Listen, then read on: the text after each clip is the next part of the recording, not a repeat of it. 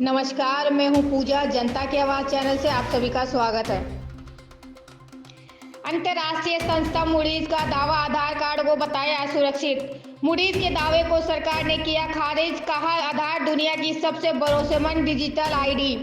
सरकार का यह बयान international credit ranking agency Moody's के उस दावे के बाद आया है जिसमें एजेंसी ने आधार की विश्वसनीयता पर सवाल उठाए। एमपी विधानसभा चुनाव, बीजेपी ने जारी की उम्मीदवारों की दूसरी लिस्ट में नरेंद्र सिंह तोमर सहित बड़े केंद्रीय सियासी चेहरों पर लगाया दांव। ज्योतिरादित्य सिंधिया को टिकट नहीं मिलना रहा चर्चा का विषय।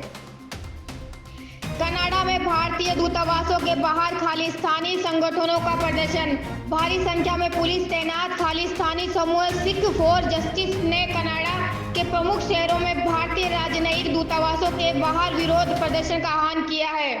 पुलिस ने सुरक्षा के मद्देनजर भारतीय दूतावासों की बैरिकेडिंग कर दी है। एआईएडीएमके ने औपचारिक रूप से बीजेपी के साथ गठबंधन किया खत्म। एनडीए से बाहर निकलने का प्रस्ताव पारित, घोषणा के बाद मुख्यालय पर पटाखे फोड़कर जश्न बनाया। एआईएडीएमके ने आरोप लगाया कि प्रदेश भाजपा नेतृत्व जानबूझकर अन्नाद्रमुक नेताओं को बदनाम कर रहा है। कनाडा ने अपडेट की ट्रैवल एडवाइजरी, भारत में कनाडाई नागरिकों को सतर्क और सावधान रहने की सलाह। कनाडा ने कहा कि सोशल मीडिया पर उनके देश के खिलाफ माहौल बनाया जा रहा है।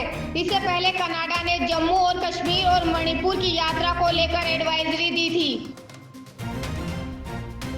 भारत कनाडा तनाव पर श्रीलंका के विदेश मंत्री ने खुलकर दिया भारत का साथ। श्रीलंका के विदेश मंत्री अली साबरी ने कहा कि कनाडाई प्रधानमंत्री जस्टिन ट्रूडो ने भारत पर बिना सबूतों के अपमानजनक आरोप लगाए हैं। श्रीलंका को लेकर भी उन्होंने कहा था कि हमारे यहाँ नरसंहार हो रहा है, जो बिल्कुल झूठ था।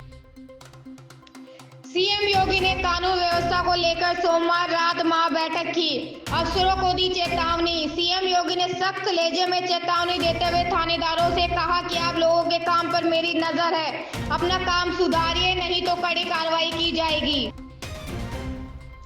बबर खालसा के आतंकी करणवीर सिंह के खिलाफ इंटरपोल ने जारी किया रेड कॉर्नर नोटिस। 38 वर्षीय करणवीर सिंह मूल रूप से पंजाब के कपूरथला का रहने वाला है। सूत्रों के मुताबिक वह पाकिस्तान में मौजूद हो सकता है।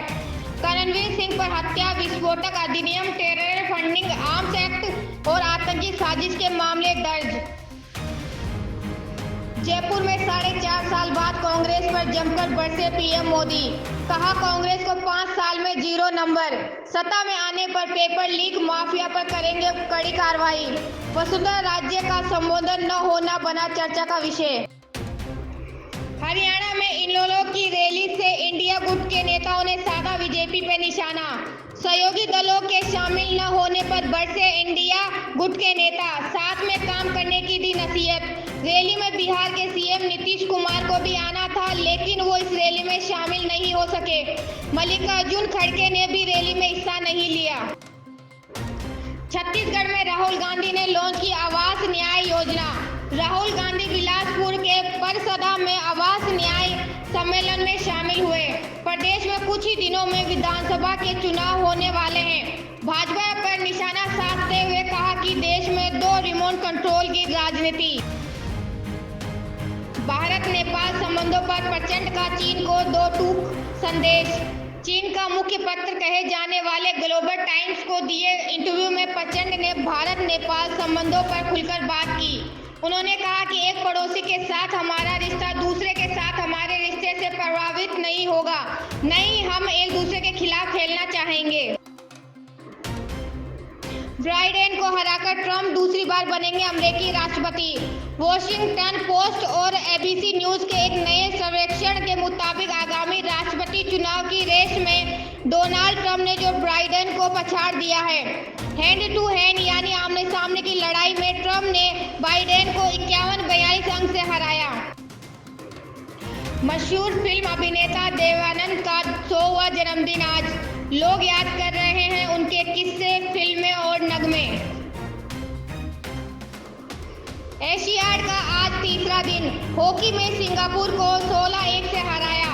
जूडो में तलिका मान Avtar Singh quarter final final में पहुंचे। भारत के नाम अब तक 2 गोल्ड, 3 सिल्वर, 6 ब्रॉन्ज सहित कुल 11 मेडल। अधिक खबरों के लिए सब्सक्राइब करें हमारे चैनल जनता की आवाज़।